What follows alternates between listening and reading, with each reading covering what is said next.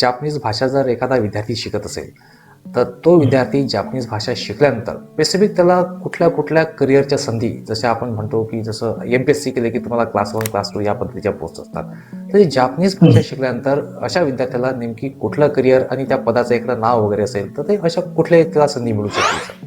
तर समजा त्याचं पॉली झालेलं असेल, इंजिनिअरिंग झालेलं असेल, MBA झालेलं असेल, BCA असेल, BA इंग्लिश लिटरेचर असेल, BCom झालेलं असेल, इव्हन ITI झाला असेल, प्लस तुमच्याकडे N4 किंवा N3 असेल, तर तुम्हाला ट्रेमेंडस जॉबच्या ऑपॉर्च्युनिटीज आहेत, ज्याच्यामध्ये इंटरप्रेटर आहे, ट्रान्सलेटर आहे, सुपरवायझर आहे, अनेक प्रकारचे ज्या ज्या कंपनीज आहेत त्या कंपनीनुसार तुम्हाला ट्रेनिंग देतील आणि तुम्हाला ते जॉब देतील. तर ही लँग्वेज शिकल्यानंतर साधारणतः विद्यार्थ्याला बेसिक ते ऍडव्हान्स असं पॅकेज किती मिळू शकेल सर, की जेणेकरून तो एक जापनीज भाषा लँग्वेज पाहू शकेल? पॅकेजचा जर विचार केला तर मंथली जर सांगितलं की अकॉर्डिंग टू इंडियन करन्सीनुसार मला सध्या 3.5 लाख रुपये पेमेंट आहे sir, according to Indian currency monthly payment. 50 lakh वर्षाला कमावते असं म्हणू शकतो.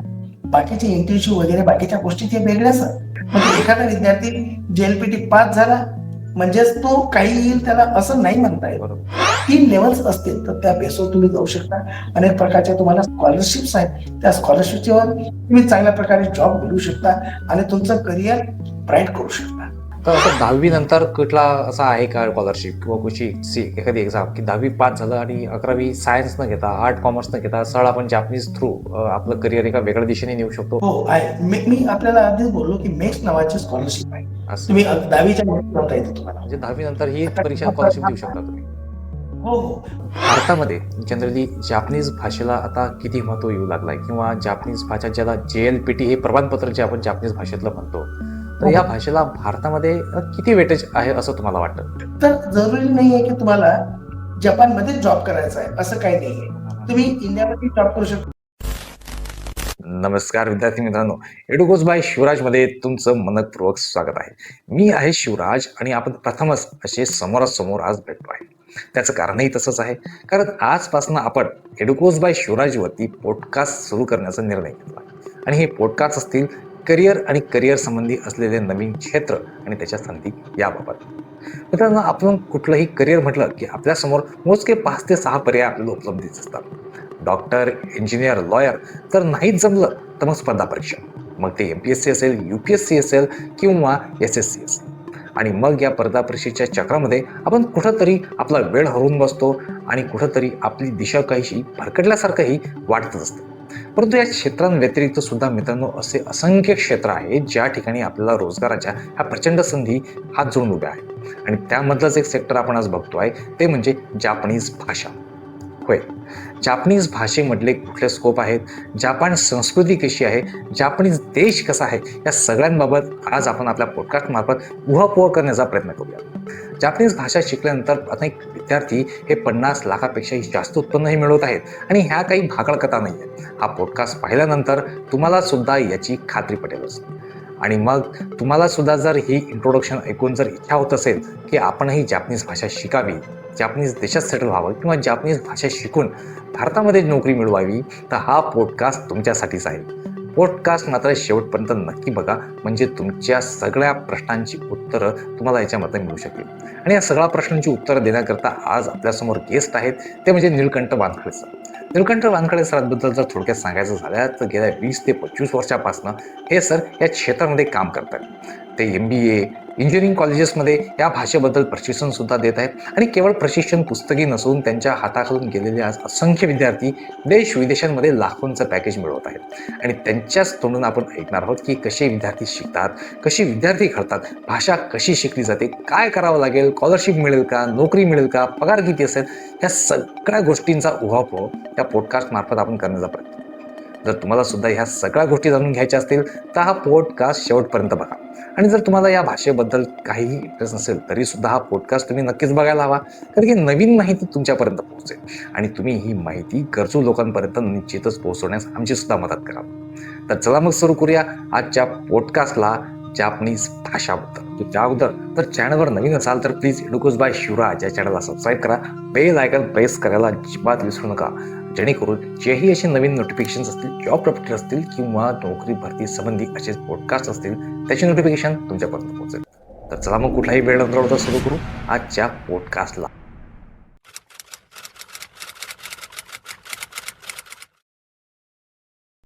सर्वात पहिलाचा प्रश्न असा राहील सर, की तुमची थोडक्यात एक ओळख करून द्या आणि त्याहूनही महत्त्वाचं म्हणजे जापानी भाषा जी तुम्ही शिकवता त्या भाषेशी तुमचा प्रवास ॲक्च्युली सुरू कसा झाला? Very good. पहा, मी Nilkanth Wankhede, सुरानी foreign language institute, Akola. गेली 20 वर्षापासून म्हणजे 1999 पासून मी जपानीज भाषा शिकवायला सुरुवात केली.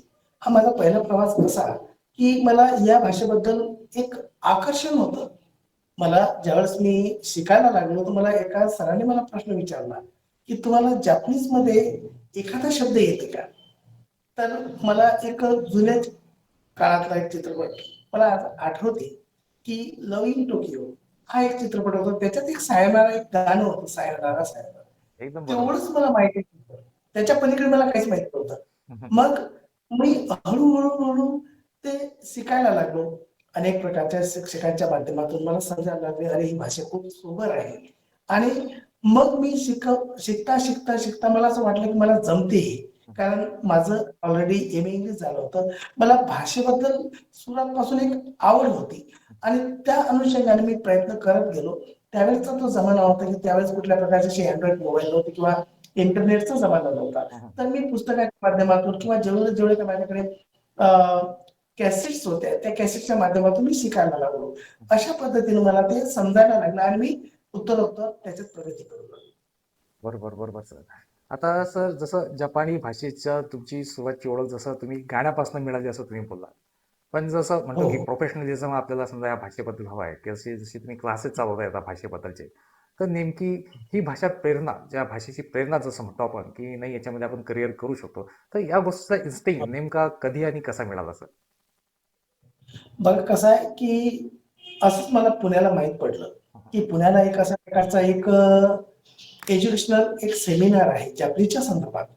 तर मी काही विलंब न करता मी सरळ पुण्याला गेलो आणि पुण्याला गेल्यानंतर मला एक नोबिता सांग नावाच्या मॅम भेटल्या आणि त्यांच्यासोबत पहिल्यांदा मी थोडंसं बोलायला लागलो. काहीतरी कोन्निचिवा, हाजिमे मास्ते असं साधं-साधं. तर मला त्यांनी खूप इन्स्पायर केलं, की तुम्ही करू शकता, तुम्हाला जमू शकते हे. आणि तशा प्रकारचा तो माहोल होता पुण्याला. पण नंतर मुंबईला गेलो मी. मुंबईला मी तसंच पाहिलं. हळू माझ्या मनात असं वाटलं, की नाही आपण हे करू शकतो. काही कठीण नाही, इतकं कठीण नाहीये. आणि त्यामुळे मी खरं त्यांच्या माध्यमातून मी इन्स्पायर झालो आणि मी उत्तरोत्तर प्रगती करायला लागलो. आता सर गेले 15-20 वर्षापासून तुम्ही या क्षेत्रामध्ये काम करताय. तर नेमकं भारतामध्ये जपानी भाषा शिकण्याचं आणि समजून घेण्याचं महत्त्व तुम्हाला कितपत आणि कशाप्रकारे वाटतंय? बघा कसं आहे, की तुम्ही चांगला प्रश्न केला. जनरली कसं आहे, की विद्यार्थ्यांमध्ये एक चाकोरीबद्ध शिक्षण घ्यावं वाटतं त्याला. समजा कोणी बँकिंगकडे जाते, कोणी इंजिनिअरिंगकडे जाते. आता विद्यार्थ्यांनाही बरचसं माहीत नाही आणि तशा प्रकारचा अवेअरनेस जो पाहिजे, तो नाही आहे. सध्या तरी नाही आहे. बरोबर, बरोबर. आहे तर पुणे-मुंबई साइडला आहे. पुणे-मुंबईला साइडला आहे. इकडे या विद्यार्थ्यांमध्ये तो अवेअरनेस नाही. तर मी बरेच वर्षापासून ते पण काम करू राहिलो, की सेमिनारच्या माध्यमातून अनेक प्रकारचे सेमिनार कॉलेजला जातो मी. त्यांना पटवून सांगतो, की याच्यामध्ये तुला करिअर आहे, तू करू शकतो आणि बरोबर, तुला बरोबर. जमू शकतं. हो, हो. तुलाही जमू शकतं. तू करू शकतो. हं, हं. तर अशा माध्यमातून विद्यार्थ्यांमध्ये मी जागृती करत आहे, हं, हं, हं. की आता बरेचसे विद्यार्थी माझे फॉरेनमध्ये जात आहेत, जपानला आहेत, कोणी ला आहेत, यूकेला आहेत. हे राइट. कशा माध्यमातून सांगतो ना, कारण विद्यार्थ्यांना हे बघा, आताचा विद्यार्थी खूप अलर्ट आहे. प्रश्न बिलकुल, नाही. बिलकुल. प्रश्नच काय नाही. आहे, की त्याला एक दिशा पाहिजे. ती दिशा सरळ समजत नाही त्याला. हां, हां, हां. हे महत्वाचं आहे. म्हणजे त्याला येत नाही असं नाहीये. त्याला खूप बरोबर, काही येते. कारण बरोबर. सध्याचा जमाना जो आहे, इंटरनेटचा, एआयचा जमाना आहे. हं, हं. त्यामुळे तो आपल्यापेक्षा आता सध्या खूप हुशार आहे. बरोबर, पण त्याला पुढचं डेस्टिनेशन पर्यंत कसं जावं, हे त्याला माहीत नाहीये. बरोबर, बरोबर, बरोबर. सर आता अनुभव तुमचा जापनीज भाषेबद्दल आहे. तुमचे विद्यार्थी इतरत्र आहेत. त्याबद्दल आपण येऊच विद्यार्थ्यांचं करिअर वगैरे. आता सुरुवातीला जर एखादा नवखा विद्यार्थी असेल आणि त्याला जर जापानी भाषेबद्दल काहीतरी बाराखडी म्हणा, काहीतरी त्याची स्वतःची शब्दरचना नक्कीच अशी असेल. तर जपानी भाषेची रचना किंवा ज्याला आपण थोडक्यात ग्रामर असं म्हणू, ते इतर भाषांपेक्षा वेगळं कसं पडतं? माझा एक समज आहे. समज म्हणजे सत्य आहे, की ज्या विद्यार्थ्याला मराठी भाषा, ज्या विद्यार्थ्याला हिंदी भाषा, संस्कृत भाषा, इव्हन पाली म्हणजे जेवढ्या काही ईस्टर्न लँग्वेजेस येतात त्या विद्यार्थ्याला जपानीज भाषा खूप पद्धतशीर येते. अरे वा. त्याचं कारण असं आहे की आपले मराठीचे हिंदीचे प्रोनाउन्सिएशन आणि जपनीजचे प्रोनाउन्सिएशन सेम आहे, एकदम सेम आहे. म्हणजे तुम्हाला म्हणायचं असं असं आहे का सर, की मराठी हिंदीचे काही शब्द हे जापनीज भाषेमध्ये सुद्धा सेम टू सेम येऊ शकतात, जसं हिंदी आणि उर्दू कोरिलेट होते किंवा कधी कधी हिंदी आणि मराठी आपली कोरिलेट होते, त्याच पद्धतीचं म्हणू शकाल का तुम्ही? नाही, मला असं म्हणायचं आहे हम्म. की या भाषेमध्ये याचं प्रोनाउन्सिएशनच्या बाबतीत हे हा, आपल्या हा. मराठीशी, हिंदीची, पालीशी जुळती मिळती आहे ही असं. भाषा. हा, हा, हा. म्हणजे जसं आता मी हम्म. फ्रेंच शिकवतो, हो. तर फ्रेंचचे प्रोनाउन्सिएशन, इंग्लिशचे प्रोनाउन्सिएशन एकदम डिफरंट आहे. हा, हा, हा. पण जपानीजचं तसं नाही, जसं आहे जसं स्पेलिंग आहे तसंच उच्चार आहे, हम्म, हम्म. असं काहीच नाही, याच्यात नवीन काही नाही आहे. त्यामुळे सोबर भाषा आहे, भाषा सोबर आहे. आणि मी तर हे म्हणतो की ज्या विद्यार्थी, मी आधीच बोललो की ज्या विद्यार्थ्याला मराठी छान जमते, हिंदी छान जमते, त्याला जपानीज छान जमते. आणि दुसरी गोष्ट, जसं मराठीचा ग्रॅमरचा स्ट्रक्चर आहे, हिंदीचं ग्रॅमरचं स्ट्रक्चर आहे, तसंच मराठीचं ग्रॅमरचं स्ट्रक्चर आहे, इझी आहे एकदम. सर, जसं मी म्हणत होतो की जसं महाराष्ट्रामध्ये मराठी भाषा तर बोललीच जाते, पण काही प्रमाणात हिंदी सुद्धा येते, तर महाराष्ट्रातील विद्यार्थ्यांसाठी जापनीज भाषा तसं एक चांगलं पोटेन्शियल घेऊन येते. हो हो. बघा कसं आहे की जपानचा जर विचार केला तर जपानमध्ये जपानमध्ये फक्त जपानीजच चालते. म्हणजे त्या विद्यार्थ्यांना जपानच्या म्हणजे जपानीज भाषेच्या शिवाय म्हणजे त्याच्या पलीकडे त्याला त्याला त्या भाषेबद्दल इतकी आत्मीयता आहे आणि त्याला इतकं त्या भाषेबद्दल प्रेम आहे, तर तो दुसरी भाषा बोलतच नाही. आपण महाराष्ट्राचा विचार केला तर आपण मराठी, आपली मदर टंग मराठी आहे, पण तरी सुद्धा आपण मराठीत इतकं बोलत नाही. पण ते लोक भाषाभिमानी आहेत, देशाभिमानी तर आहेतच, पण भाषाभिमानी आहेत, त्यामुळे त्यांना भाषेबद्दल खूप गर्व आहे. हेही त्याचं एक कारण आहे. सर, आता जसं जापनीज भाषेबद्दल आपण बोलतो, जसं हिरानागा असेल, हिरागाना असेल किंवा कातानाका असेल किंवा कांजी असेल, याबद्दल काही सांगाल का सर? तर हे बघा कसं आहे की जपानीज भाषेमध्ये मुख्य 3 लिपी आहेत. या भाषेचं आणखी पेक्युलॅरिटी आहे, म्हणजे खास वैशिष्ट्य आहे की कुठल्या जगातली कुठली भाषा असेल तिची एकच लिपी आहे, सर्टन लिपी एकच आहे. जसं कुठली मराठी असेल तर आपण त्याला बाराखडी म्हणतो, मूळाक्षरे म्हणतो. इंग्लिशमध्ये एबीसीडी आहे. प्रत्येक भाषेमध्ये, इव्हन चायनाचा जर विचार केला तर त्यांची त्यांची कांजी आहे. पण जर आपण जपानीज भाषेचा विचार केला तर जपानीज भाषेमध्ये एकूण 3 लिपी आहेत. पहिली हिरागाना आहे, त्याच्यामध्ये 71 अल्फाबेट्स ज्याला आपण लेटर्स म्हणू, मुळाक्षर आहेत. आणि काटाकानामध्ये सुद्धा 71 मुळाक्षर आहेत. आणि कांजीचा जर विचार केला तर कांजी म्हणजे चित्रलिपी, चायनीज लिपी ज्याला म्हणतो आपण, पिक्टोग्राफिक लँग्वेज, ही लेवल वाईज या कांजी बदलत जातात, असे म्हणजे वाढत जातात. सर, जसा एक पुन्हा रिपीट करतोय की भारतामध्ये जपानी भाषा शिकण्याचं महत्त्व तुम्हाला कितपत आणि कशा पद्धतीचं वाटतं सर? बघा कसं आहे की असं एक म्हण आहे की हे विश्वाची माझे घर. बिलकुल सर. आता या विश्वामध्ये खूप साऱ्या भाषा आहेत, खूप साऱ्या. कसं आहे की त्या भाषेमध्ये आपल्याला भरपूर काही शिकायला भेटते, कुठल्याही भाषेतून. म्हणजे ती फक्त भाषा नाही आहे, तर त्या भाषेमुळे काय होते की त्या देशाचं कल्चर आपल्याला समजते. बिलकुल कल्चर सर. समजते, कल्चर काय आहे, बिलकुल. बरोबर, भाषा ते आणि लोक कसे कल्चर. आहेत. बिलकुल सर. हो हो. हो. म्हणजे भाषा फक्त शिकण्यासाठी किंवा तितक्यासाठी नाही आहे, हम्म. तर त्या देशाचे लोक कसे आहेत, तिथली संस्कृती कशी आहे, हे सगळं आपल्याला त्या भाषेतून समजते. बरोबर. तर जपानी भाषेचा जर विचार केला तर माझ्या एक लक्षात येते की ही भाषा शिकताना आपल्याला एक त्या भाषेमध्ये एक उत्कंठता, काय एक्स्ट्रासी म्हणतो आपण, ती मिळते की आपण त्याच्यातून नवीन नवीन गोष्टी शिकायला लागतो. कसं आहे की समजा भाषेचा विचार केला की त्या भाषेचं लॉजिक काय, ही भाषा जर विचार केला तर या भाषेमध्ये लॉजिक आहे. सगळ्यात महत्वाचं या भाषेमध्ये लॉजिक आहे. बिलकुल बिलकुल. त्यामुळे आपण त्या भाषेतून लॉजिक शिकतो. हा. कारण जपानीज व्यक्ती कधीही सरळ बोलत नाही, हा. स्पष्ट बोलत नाही, बरोबर. अस्पष्ट बोलते तो. बिलकुल बिलकुल. त्याच्या अस्पष्टतेतून आपल्याला बऱ्याचशा गोष्टी शिकायला भेटतात. पण जसं म्हटलं जातं सर, की जगामध्ये सर्वात जर शिस्तबद्ध आणि मेहनती व्यक्ती कोणी असतील तर ते निश्चितच जापनीज असतील. आणि या भाषेच्या हो, अंतरानं आपल्याला त्यांच्या कल्चरच्या जवळ जातो आणि कुठेतरी ती शिस्त आणि तो वक्तशीरपणा, मेहनतीपणा आपल्या अंगात सुद्धा येऊ शकतो. तुम्ही एकदम चांगला चांगला प्रश्न केला हो की सर. जपनीज व्यक्ती हा खूप मेहनती आहे, हार्ड वर्कर आहे. हो तो सर. खूप हार्ड वर्किंग करतो. बिलकुल. दुसरी गोष्ट कसं आहे की तो वर्क इज वर्शिप. त्याला बिलकुल सर. कामाच्या पलीकडे काही नाही. हं, तो कामाला म्हणजे 1 मिनिट त्याला समजा लेट झाला तर त्याला खूप काही होते. बरोबर की सर. एखाद्या ट्रेन 1 मिनिट लेट झाली तर त्याला वाटतं की खूप काही झालं. बरोबर सर. आपण इंडियाचा विचार करत तसं नाहीये. पण हं, ते संस्कृतीतला एक भाग आहे त्यांच्या. बिलकुल त्यांना सर. वक्तशीरपणा, हं, पंक्च्युअल आहेत ते लोक. कामाच्या बाबतीत खूपच आहे. हं, हं. आणि त्यामुळे काय होतं की त्या लोकांपासून आपल्याला भरपूर काही शिकायला भेटते. बिलकुल सर. कधी-कधी असं माझे विद्यार्थी सांगतात की सर इथं राहणं ते विनोदातून म्हणतात की राहणं कठीण आहे. हो. कारण आपल्याला इकडची सवय आहे. हां. इकडची सवय आहे. प्रत्येक लेट जाणे, काही करणे हं, हं. आणि आपण डिले करतो कोणती गोष्ट. तर बरोबर. त्या लोकांमध्ये आपल्याला ऍडजस्टमेंट करता करता 1 वर्ष निघून जाते. हां, हां, हां. कारण आपल्याला ऍडजस्ट करणंच खूप कठीण आहे आपल्यासाठी. बरोबर, कारण बरोबर. आपल्याला ती सवय नाही आणि ही सवय खऱ्या अर्थाने जपनीज व्यक्तीकडून आपल्याला शिकायला भेटते. बिलकुल, बिलकुल. सर जसं आपण बघतो, की भाषा ही एक त्या देशाच्या कल्चरला रिप्रेझेंट करते. तर जसं आता आपण भाषेबद्दल कुठलंही म्हटलं जातं, तर भारतामध्ये जनरली जापनीज भाषेला आता किती महत्त्व येऊ लागलं आहे किंवा जापनीज भाषा ज्याला JLPT हे प्रमाणपत्र जे आपण जापनीज भाषेतलं म्हणतो, तर हो, या हो. भाषेला भारतामध्ये किती वेटेज आहे असं तुम्हाला वाटतं? हे बघा, कसं आहे की पूर्वी जपानीज भाषा फक्त उच्चभ्रू लोक त्यांना ज्यांना माहित आहे तेच शिकत होते, पण आता तसं राहिलं नाहीये. जसं ग्लोबलायझेशनमुळे काय झालं की जग एकदम जवळ आलेलं आहे. त्यामुळे भाषा जर पहिला विचार केला आपण तर इंग्लिश ही पूर्ण जगात हा इंग्लिश ग्लोबल ही भाषा म्हणू शकतो. जगात इंग्लिश आहे. ओके. आणि त्याच्यानंतर चायनीज आहे. चायनीज नंतर जपानीजचाच नंबर लागत आहे. हं, की जरी जपान छोटा देश असला, हां, पण तिथं जपानीजच बोलल्या जाते. हो. फक्त जपानमध्येच तुम्हाला जॉब आहेत असं अर्थ नाहीये.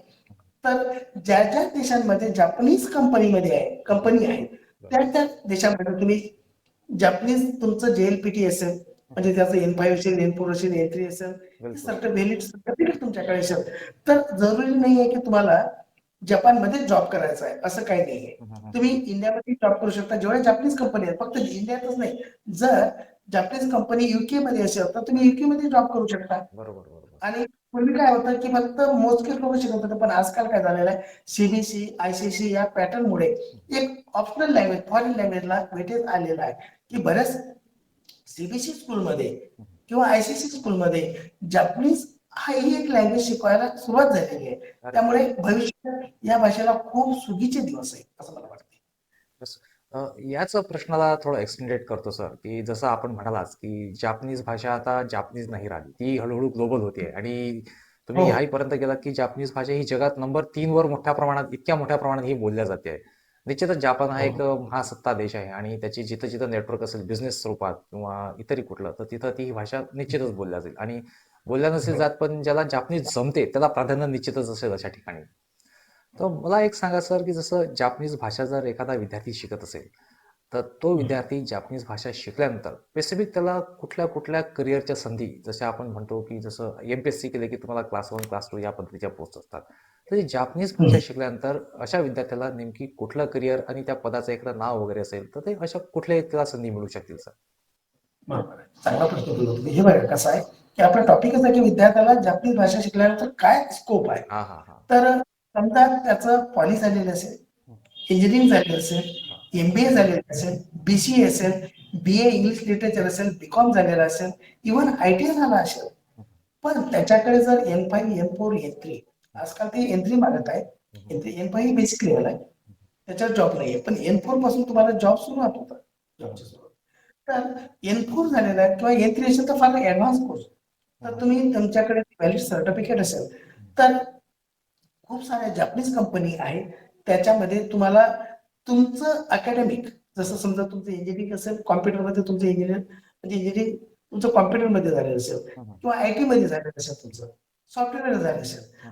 प्लस तुमच्याकडे जर समजा N4 आहे, N3 आहे. या बेसवर तिथल्या जपानीज कंपनी तुम्हाला वेगवेगळ्या प्रकारचं ट्रेनिंग देऊन हं. जॉब देतात. अरे आता तर आजकाल भारत सरकारचं आणि जपान गव्हर्नमेंटचं एक कोलॅबोरेशन झाले. तुम्हाला माहित असेल की SSW.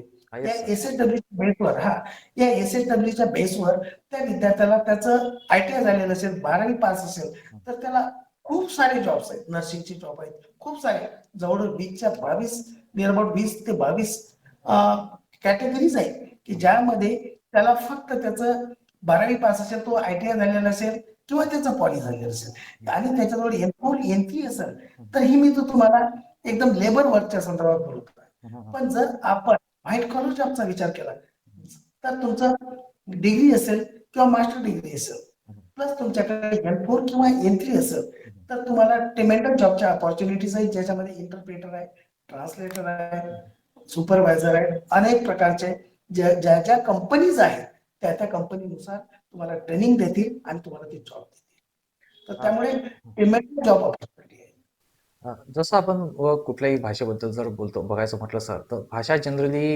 एक भाषा असते जी साधारणतः बोली भाषेत वापरली जाते. जसं आपण आता मराठीमध्ये संभाषण करतोय, ते मराठी जशी आपली रुटीन लँग्वेज झाली, याला आपण असं ऑथेंटिक एखाद्या जॉबसाठी म्हणा किंवा असं नाही म्हणू शकत. तसंच बरोबर. जापनीजचं सुद्धा असं आहे का सर, की जसं जापनीजचा हा बेसिक लँग्वेजचा पार्ट आहे, ही झाली बेसिक लँग्वेज. पण जर तुम्हाला बिझनेस लँग्वेज हवी असेल किंवा जर तुम्हाला एखाद्या जॉबसाठी पर्टिक्युलर जायचं असेल, जसं तुम्ही आता काही लेवलबद्दल बोललात, N1 असेल, N2, N4 असेल, तर अशा प्रकारच्या लँग्वेजचा किंवा अशा प्रकारच्या लेवलचा त्या करिअरमध्ये कसा इम्पॅक्ट पडतो आणि ह्या लेवल्स नेमक्या कशा असतात सर, ह्या थोड्या सांगाल का? बरोबर आहे. पहिली लेवल जी आहे JLPT, Japanese language proficiency test, या एक्झामचं नाव आहे JLPT. N5 N म्हणजे निहून किंवा न्यू, N5 ही बेसिक लेवल आहे. त्याच्यानंतरची नेक्स्ट लेवल जी आहे N4 ही थोडी त्याच्यापेक्षा N5 पेक्षा जास्त आहे. N3 असे ही लेवल वाढत जातात. तर जनरली आजकाल N3 आणि N2 मागत आहे. N3 आणि N2, कारण म्हणजे N5 हे बेसिक आहे. हा मी तुम्हाला थोडंसं तर थांबवतोय सर, एक मिनिट फक्त. मला असं म्हणायचं सर, तुम्ही जसं म्हटलं की N5 ही बेसिक लँग्वेज आहे आणि N4 आणि N3 हे म्हणजे जसं N3, N2, N1 जसा नंबर कमी होत जातोय तशी ती भाषा ऍडव्हान्स होत जाते का सर? हो. N5 हे बेसिक आहे, हा, म्हणजे ही हा N4 थोडी ऍडव्हान्स आहे, उलटे लेवल आहे त्याचे, उलट, उलट हा आहे. तेच म्हणायचं सर उलट. हा हा हा. हो.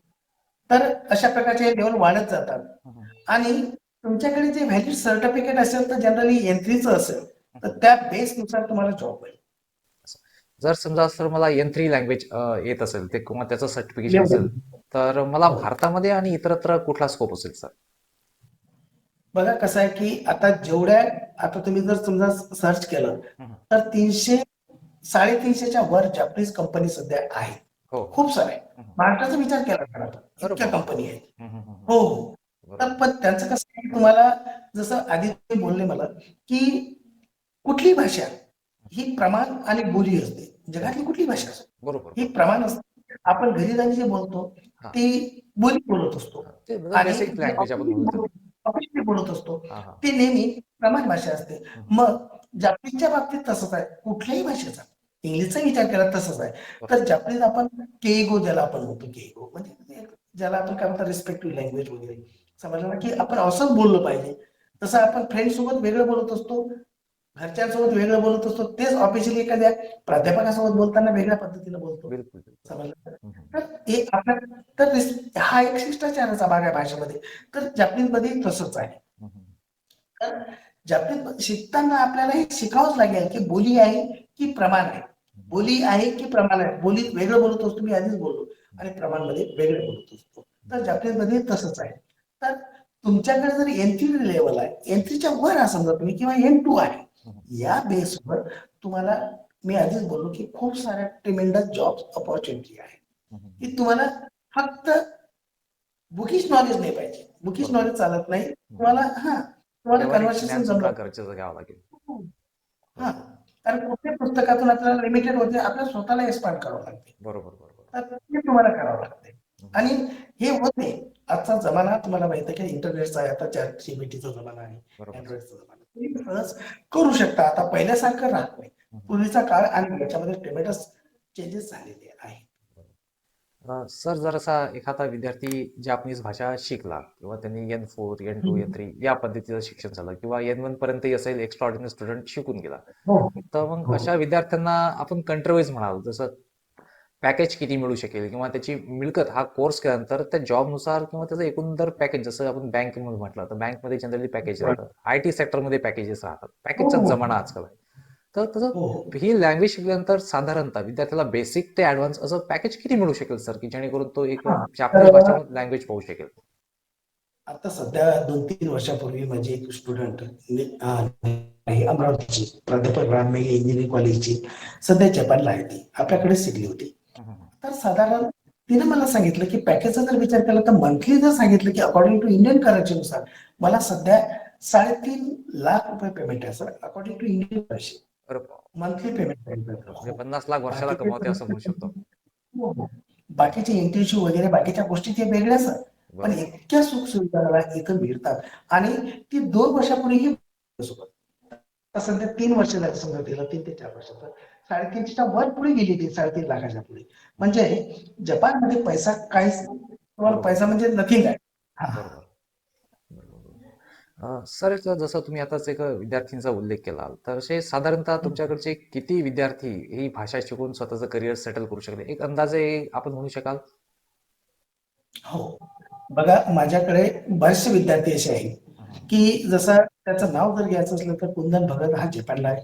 अरे वा. आपल्याकडून हं. सचिन गवई हा खामगावचा आहे. हं. परत रोहित घनबागू अकोल्याचा विद्यार्थी, असे कितीतरी विद्यार्थी आहेत हं. की ते सध्या वेल सेटल आहेत जपानला. हं. एक नम्रता मेहता आहे, ती पहिली विद्यार्थिनी माझी की ते टोकियोला आहे सध्या. हं. हं. हं. तर त्या विद्यार्थ्यांचे ते विद्यार्थी मला सांगत राहतात की सर असं अशा प्रकारचं आहे आणि असे चेंजेस होत आहेत.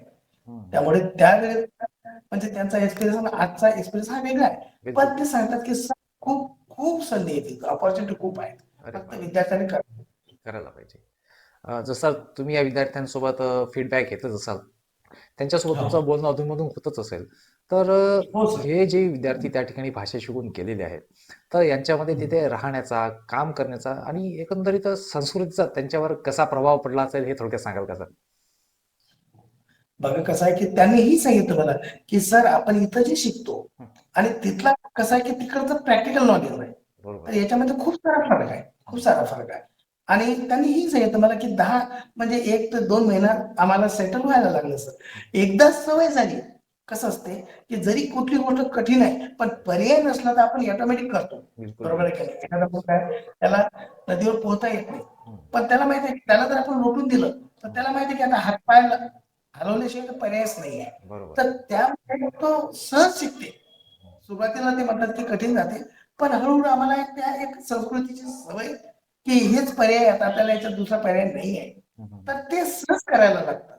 बरोबर, म्हणजे बरोबर. असं काही नाही. त्यांनी ही सांगितलं की सुरुवातीला वाटते सर, आणि हे कोणत्या ठिकाणी तसं आहे, कुठलाही जॉब आपण करतो, बिलकुल, बिलकुल जरी सर. आपल्याला इकडचं नॉलेज नसते, हं. पण प्रत्यक्ष आपलं फील्ड वर्क करतो तर थोडासा फरक पडते, पण सवयीनं जमून जाते, असं बरोबर, त्यांचा एक्सपिरियन्स आहे. बरोबर. सर, आता जसं जर एखाद्या विद्यार्थ्याला जर जापनीज भाषा शिकायची असेल, तर कुठले कुठले प्लॅटफॉर्म सध्या तो विद्यार्थी किंवा एखादा स्टुडंट असेल किंवा एखादा काम करणारा व्यक्ती असेल, तो कुठल्या कुठल्या प्लॅटफॉर्म मार्फत तो ही भाषा शिकवू शकतो आणि कुठल्या प्लॅटफॉर्म मार्फत तो या भाषेमधलं जे करिअर ऑपॉर्च्युनिटीज आहेत ते शोधू शकेल सर? हे बघा कसं आहे की युट्यूबवर खूप सारे हं. हं. अं, आपण पाहतो की सगळे व्हिडिओज येतात, सगळं काही माहिती भेटते, आजकाल भेटते. बिलकुल, पण बिलकुल. कसं असते हं. हं. की जोपर्यंत तुम्हाला कोणी एक टीचर म्हणजे सांगणारा नसेल, मार्गदर्शकही हवा तर आहे सर, आणि दुकान मार्गदर्शकही हवा आणि पुन्हा ते इन्फॉर्मेशन हो हो ऑथेंटिक पण हवी आहे सर. हो म्हणजे हो असं हो. कोणीही बनवलं कोणीही टाकलं अशातला प्रकार नको, जेणेकरून फसगत सुद्धा जमत व्हायला नको. नाही. हो. आता कसं अशा आहे की प्रकारचं. युट्यूबवर आपण बच्चाचे व्हिडिओ बघतो, हा. त्याच्यामध्ये थोडंफार सांगतो. फक्त ग्रीटिंग शिकून कुठली भाषा शिकता येत नाही. ओहायो गोजाइमास, गुड मॉर्निंग, कोन्निचिवा, हाय, हॅलो, गुड डे. आता हे शिकणं किंवा हिरागानाचे 71 लेटर्स आहेत, हे कांजी आहे, इतके करून आपण भाषा नाही शिकू शकत. हं. हं. हं. समजलं ना? तुम्हाला बुक्स पाहिजे, तुम्हाला शिकवणारा कोणीतरी पाहिजे, एक चांगला मार्गदर्शक पाहिजे, हं. की हं. तो आपल्या चुका शोधू शकतो, की नाही असं असं आहे, आणि त्या त्या फॉर्मॅट मध्ये त्याला कोणी शिकवणारा पाहिजे. हं. हं. तर त्यामुळे मला असं म्हणायचं आहे की काही एक सर्टन लेवल पर्यंत तुम्हाला युट्यूबच्या माध्यमातून किंवा कुठल्याही समजा बुक्सच्या माध्यमातून किंवा समजा एनिमेच्या माध्यमातून तुम्ही शिकू शकता, हं. पण ते पूर्ण नाही. हं. हं. कारण एक्झाम वेगळी असते, भाषा वेगळी असते आणि बोलणं वेगळं असते, सगळ्या गोष्टी वेगवेगळ्या आहेत.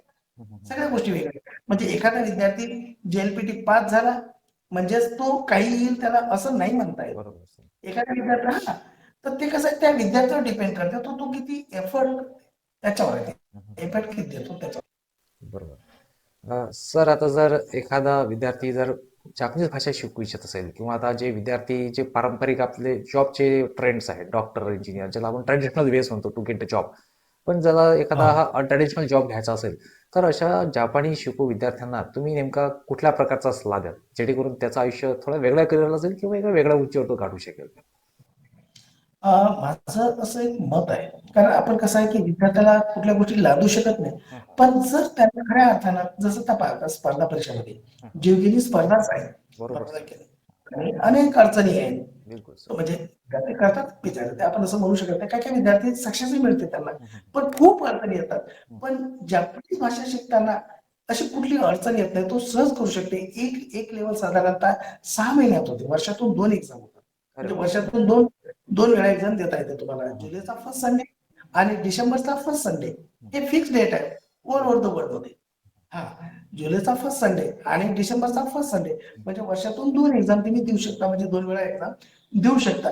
जर साधारण तुम्ही दररोज फक्त 3 तास अभ्यास केला. हं, हं, हा, आणि मी म्हणजे जे कुठलं मिस नाही, तर कोणी जे तुमच्याकडे चांगले एक्सपर्ट आहेत सांगणारे हं, हं. त्यांच्याकडून तुम्ही पद्धतशीर ऐकलं आणि तशा प्रकारे करून घेतलं, तर तुम्हाला वर्षातून 2 लेवल 3 लेवल तुम्ही करू शकता.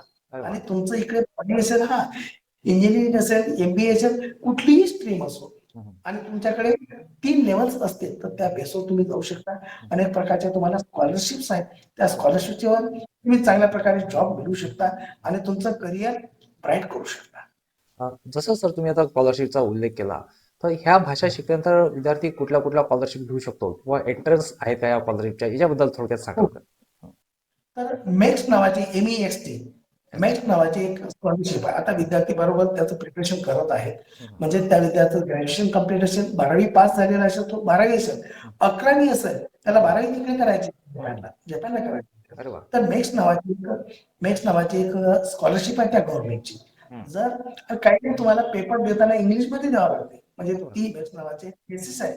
छोटासा थेसिस तुम्हाला एका टॉपिकवर, तो टॉपिक हे तुम्हाला तुमच्या सब्जेक्टशी रिलेटेड आहे, हं, हं, काहीतरी तुमचं इनोव्हेशन थोडंसं. हं, हं, तर तशा प्रकारे त्यांना जर तो टॉपिक आवडला, हं. तर तुम्हाला खूप म्हणजे सांगता नाही इतकी, म्हणजे तुम्हाला स्कॉलरशिप मिळू शकते, इतके पैसे मिळू शकतात. अरे आणि बापरे. तुमचं फर्दर एज्युकेशन तुम्ही तिथं घेऊ शकता. अरे बापरे. फर्दर आणि बाकीचे पैसे तुम्ही घरी सुद्धा यूज करू शकता. अरे वा. अशा प्रकारच्या वेगवेगळ्या फॅसिलिटीज आहेत त्या गव्हर्नमेंटने आपल्याला दिलेल्या. पण काय की विद्यार्थी तिथपर्यंत पोहोचत नाही, त्याला ते माहीतच नाही. माहितीच नाही. बरोबर बरोबर. माहित नाही त्याला, माहित नाही. हे जसं. कारण आहे. हं, म्हणजे हं. मी आधीच बोललो की विद्यार्थ्याला जमत नाही किंवा तो करू शकत नाही, तो हार्ड वर्कर आहे, बरोबर मेहनती आहे. बरोबर. पण त्यालाही असा हा ज्याला काय म्हणतो, आपल्याला हा प्लॅटफॉर्म माहीतच नाही की माहितीच असं अचानक असं होते. बरोबर बरोबर. जसं तुम्ही म्हटलं सर की 11वीचा विद्यार्थी आहे, त्याला ही परीक्षा देऊन 12वीला ते ऍडमिशन घेता येईल. बरोबर. तर असं 10वी नंतर कुठला असा आहे का स्कॉलरशिप किंवा कशी एखादी एक्झाम की 10वी पास झालं आणि 11वी सायन्स न घेता, आर्ट कॉमर्स न घेता सरळ आपण जापनीज थ्रू आपलं करिअर एका वेगळ्या दिशेने नेऊ शकतो, असं कुठला प्लॅटफॉर्म किंवा असा स्कॉलरशिप आहे का तिथे? हो, हो आहे. मी आपल्याला आधीच बोललो की मेक्स नावाची स्कॉलरशिप आहे. असं. तुम्ही 10वीच्या नंतर जाता येते तुम्हाला. म्हणजे 10वी नंतर ही परीक्षा स्कॉलरशिप देऊ आता शकता तुम्ही? हो, हो. आता काल परवाच एक स्टुडंट माझ्याकडे आला, मुंबईचा आहे. हं, हं. तर तो आता 10वीच्या नंतरच जात आहे तो. अरे वा. मेक्सच्या म्हणजे ज्या अंतर्गत आहे. त्याचं पूर्ण शिक्षण जपानी गव्हर्नमेंट तर्फे होईल हो, आणि डिग्री तिथली भेटेल आणि भविष्यात ऑपॉर्च्युनिटी हो, त्याला हो. जॉबची पण तिथेच असू शकेल. अरे वा. चला चांगलं. त्याच्याकडे थोडंसं बेसिक नॉलेज असलं त्याच्याकडे, हं, हं. थोडंसं जापनीज असं M5 M4 असलं, त्या बेसवर तो जाऊ शकतो. अरे वा. आणि जपानला सगळे हं. यंगस्टर पाहिजे. बरोबर. त्यामुळे यंगस्टरला खूप संधी आहे. हं. यंगस्टरला संधी आहे. आता सर एखादा विद्यार्थी असेल, आता आपल्या महाराष्ट्रातला जनरली विद्यार्थी मराठी, हिंदी, इंग्रजी अशा थोड्या बोल्या भाषेतून बाहेर निघतो. पण त्याला जर नवीन हं, भाषा खास करून जर जापनीज शिकायची असेल, तर त्याला नेमकं हं. त्याच्यामध्ये कन्सिस्टन्सी ज्याला आपण म्हणतो किंवा सातत्य राखायचं असेल, तर नेमकं त्याला काय करावं लागेल आणि ते सातत्य त्याला कसं टिकवावं लागेल? कारण की कोणतीही भाषा एकदा शिकली म्हणजे झालं असं नाही. ते तुम्हाला हां. फ्लुएंटमध्ये असायला पाहिजे. जसं आपण मराठी आपण एकदा शिकलो, पण आपण बोलीभाषेत असल्यामुळे आपल्याला त्या कानी पडत्या, आपण शिकत राहतो, बोलत राहतो. तर असं जापनीजबद्दल तर त्याला करायचं असेल, तर काय करावं लागेल? हां.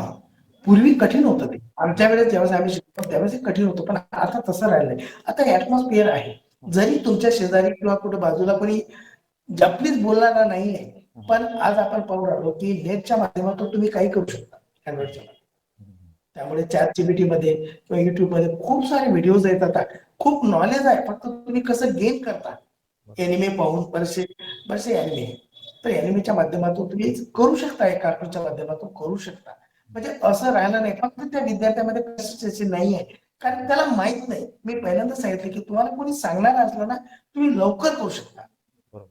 म्हणजे तुम्ही पद्धतशीर धावू शकता, फक्त तुम्हाला सांगणार पाहिजे की तू या वाट्यानं असा जा, तू अशा या वाट्याने गेला तर तुझा फायदाच फायदा आहे.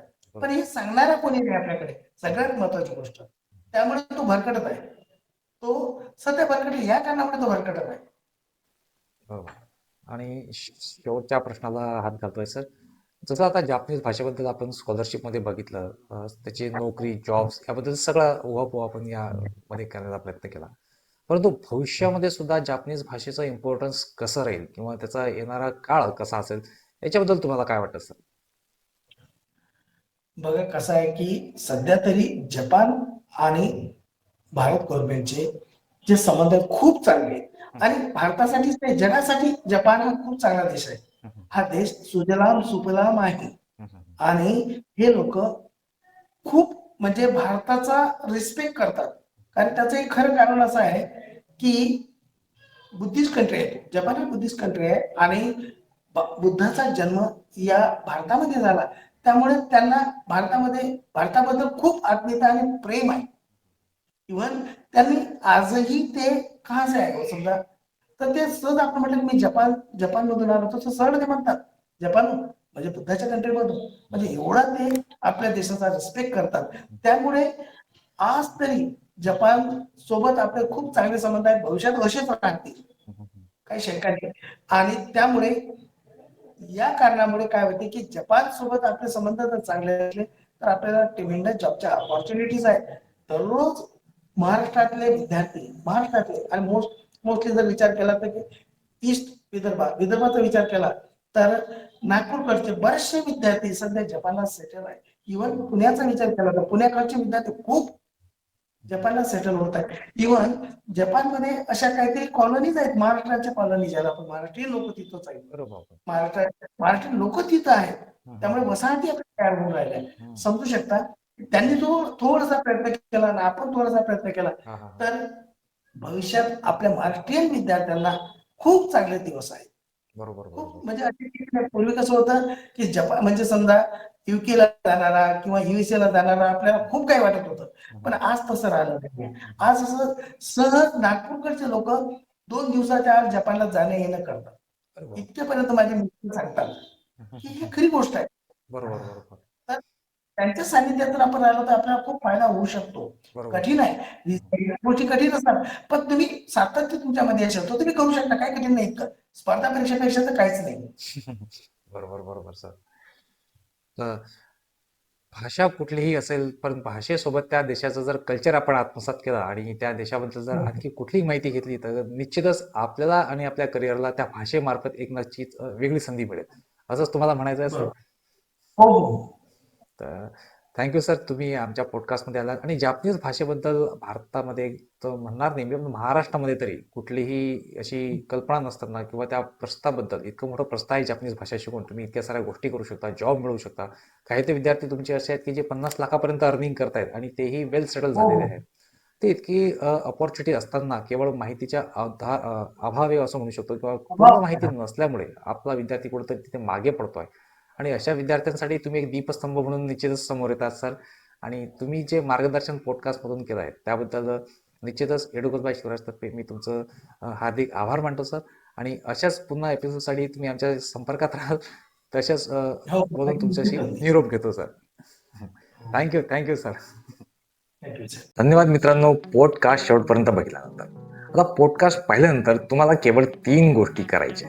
सगळ्यात पहिले, तुम्हाला आता चॅनलला सबस्क्राईब आणि बेल आयकनला प्रेस करायचं आहे, जेणेकरून ज्याही अशा नवीन पॉडकास्ट असतील त्याची नोटिफिकेशन तुमच्यापर्यंत पोहोचेल. दुसरी गोष्ट, तुम्हाला आणखी कुठल्या करिअरविषयी जाणून घ्यायचं आहे, कुठले नवीन सेक्टर एक्सप्लोर करायचे आहेत का, तर आम्हाला कमेंट नक्की करा, की जेणेकरून आम्ही त्यासंबंधी असे गेस्ट आपल्या चॅनलवरती बोलवू शकू आणि तुमच्या प्रश्नांचं समाधान उत्तर हे निवडू शकू. आणि तिसरं, हा पॉडकास्ट इतरांपर्यंत नक्की शेअर करा. कमीत कमी 1-2 व्यक्तींपर्यंत नक्कीच करा, जेणेकरून जी व्हॅल्यू आज तुम्हाला असं वाटतं की आम्ही देऊ शकलो ती इतरांना सुद्धा मिळेल. कारण की एक पॉडकास्ट हा 15-20 पुस्तकं वाचल्यासारखं असतं असं म्हटलं जातं. त्यामुळे तुमच्या माध्यमातून का होईना ही नवीन करिअरची संधी किंवा एक क्षेत्र इतरांकरता सुद्धा उघड होऊ शकेल. कारण कुठलीही एक भाषा शिकणं म्हणजे केवळ शब्द आणि व्याकरण शिकणं नव्हे, तर त्या भाषेची संस्कृती आणि त्या भाषेची नवीन विचारसरणी सुद्धा समजून घेणं. तर चला मग पुन्हा भेटू अशाच एका नवीन इंटरेस्टिंग पॉडकास्टसह. तोपर्यंत नमस्कार.